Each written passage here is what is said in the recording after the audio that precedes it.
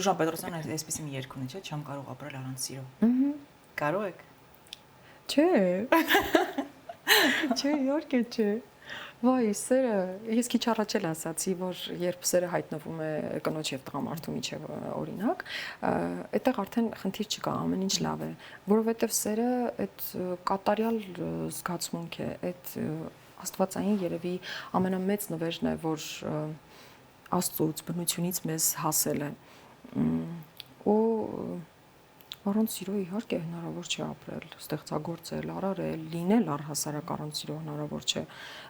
Այդ երևի հավասարազոր կլինի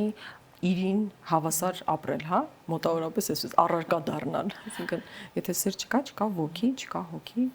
Իսկ ձեր մեղեդինը ո՞րն է սիրո, որ մտածում եք սիրո մասին, մի անգամ այդ մեղեդին եք հիշում, կա այդպիսի մեղեդի։ Ես երաժշտական կրթություն ունեմ եւ ես շատ սիրում եմ առհասարակ երաժշտությունը։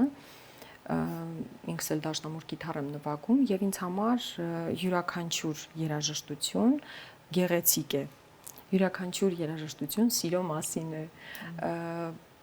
Բայց իմ լավագույն, իմ ամենասիրելի կոմպոզիտորներից մեկը Ռախմանինովն է եւ վերջերս իր կենսագրությունն էի լսում, պարզվեց, որ իր ամբողջ ստեղծագործությունը